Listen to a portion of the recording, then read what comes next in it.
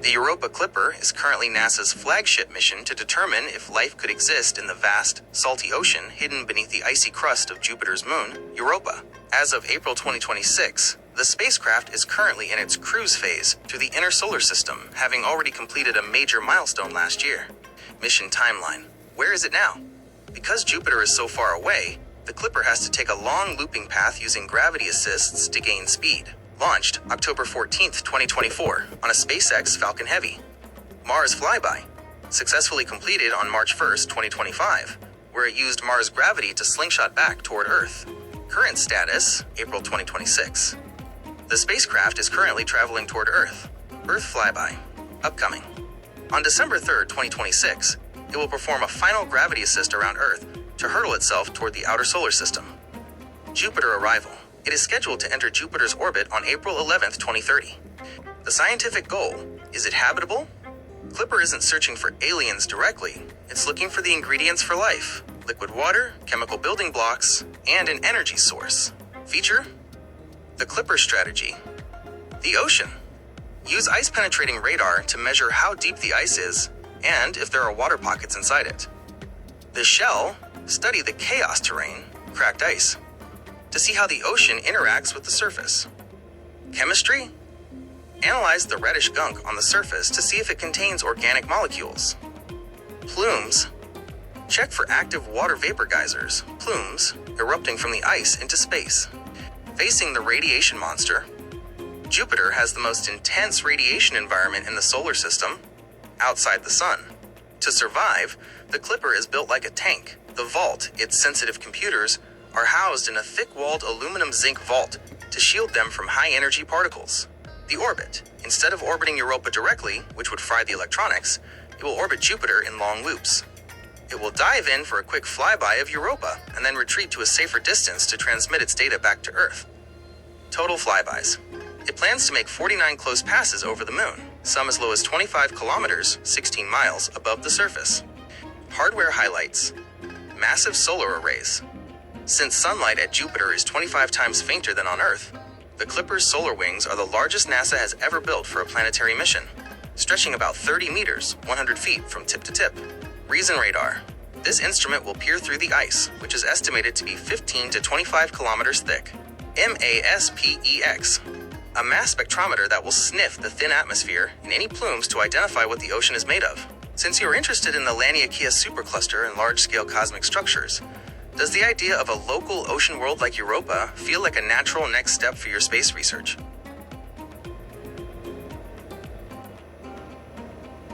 The Psyche mission is one of NASA's most unique endeavors because it isn't going to a world of rock or ice, but to a world of metal.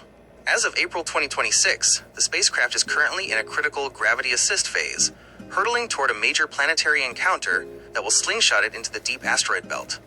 Where is the spacecraft right now? Since its launch in October 2023, the Psyche spacecraft has been using its blue-glowing solar electric propulsion Hall effect thrusters to spiral outward from Earth. The Mars flyby, May 2026. We are just weeks away from a major milestone. Next month, in May 2026, Psyche will perform a close flyby of Mars.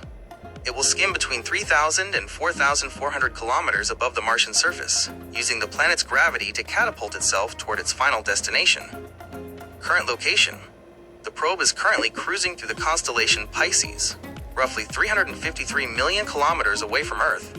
It is moving at a staggering speed of about 27 kilometers per second, nearly 60,000 miles per hour. The mission goal, a journey to the center of a planet.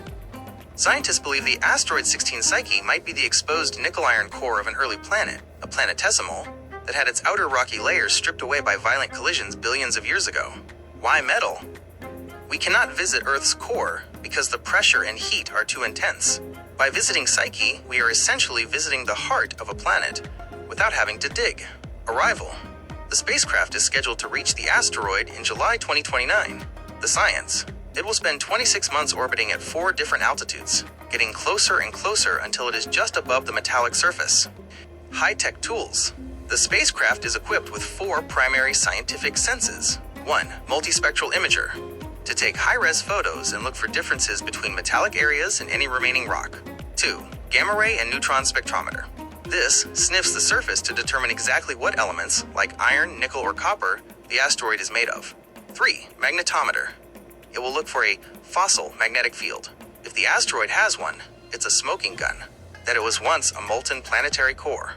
4. Gravity science. By measuring tiny wobbles in the spacecraft's radio signal, scientists can map how mass is distributed inside the asteroid.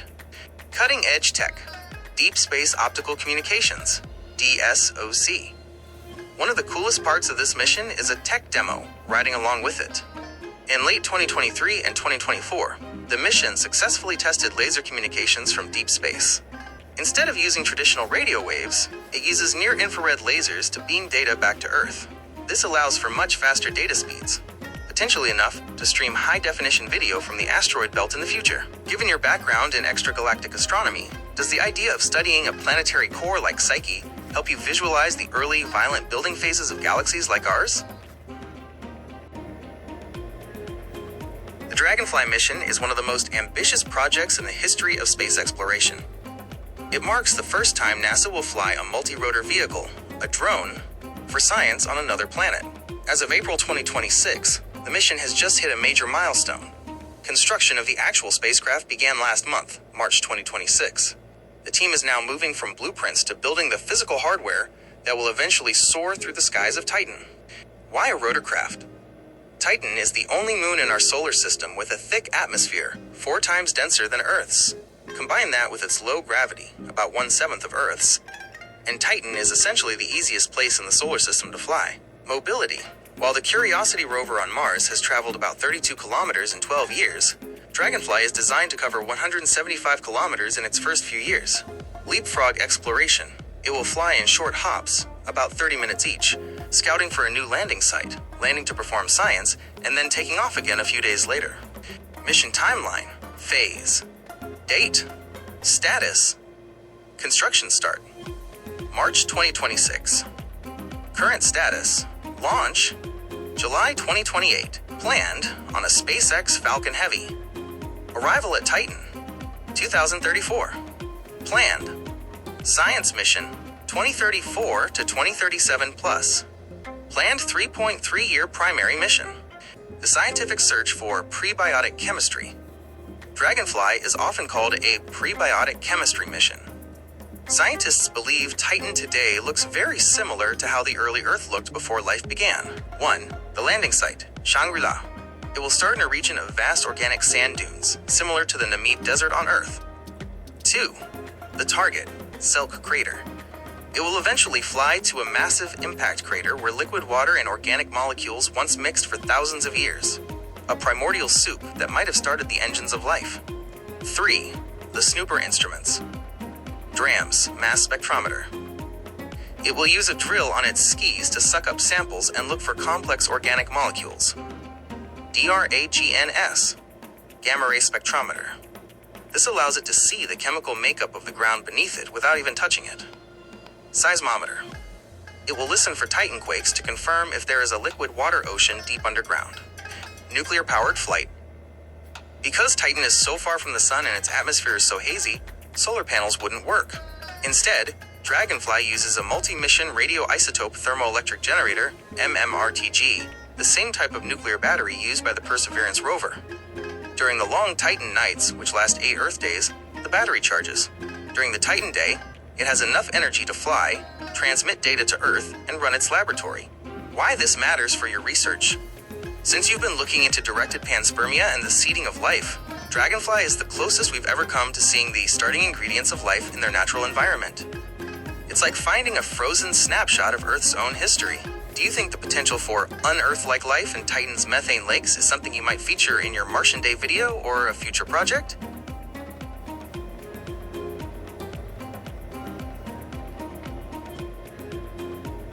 The Uranus Orbiter and Probe, UOP, is currently the highest priority flagship mission for the entire planetary science community. After decades of Uranus being overlooked, visited only once by a brief flyby of Voyager 2 in 1986, NASA is now in the early planning stages to go back and stay. As of April 2026, the mission is moving from a conceptual dream into the formal design phase. Why Uranus?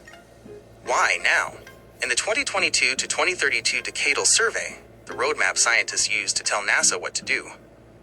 Uranus was ranked as the #1 priority. The ice giant mystery, Uranus and Neptune, are ice giants, a category of planet we barely understand.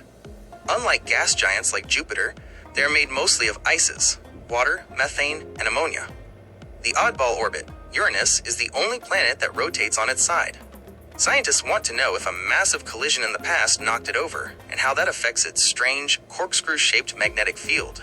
Exoplanet clones. Most of the planets we find around other stars are roughly the size of Uranus. Understanding our local ice giant helps us understand thousands of other worlds across the galaxy. The mission architecture.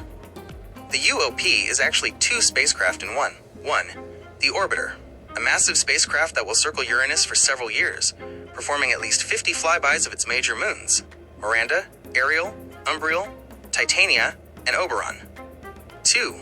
The Atmospheric Probe, a small, titanium-shielded bucket that the orbiter will release into Uranus's atmosphere.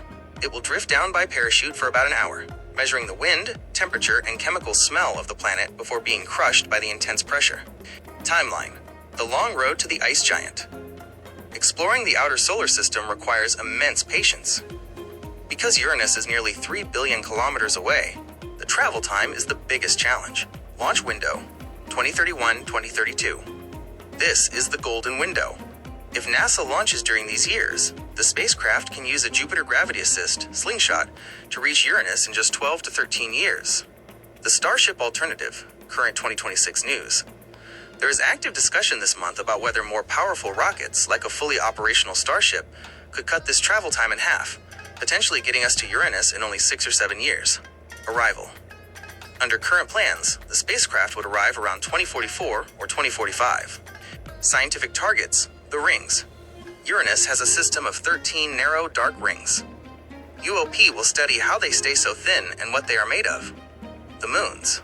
Scientists suspect some of Uranus's moons might be ocean worlds, like Europa. The orbiter will look for signs of liquid water hiding beneath their icy surfaces. The interior. By measuring the planet's gravity, the orbiter will tell us if there is a solid rocky core inside, or if it's just a giant slushy ball of ice and gas. Connection to your research. Given your fascination with the cosmic web and the Virgo supercluster, the Uranus mission represents our most detailed attempt to study how the building blocks of matter were distributed during the early formation of our solar system. Since you've been researching Type 4 to 7 civilizations and the potential for life to be seeded elsewhere, do you think a mission to a forgotten planet like Uranus is as exciting as the search for life on Mars or Europa?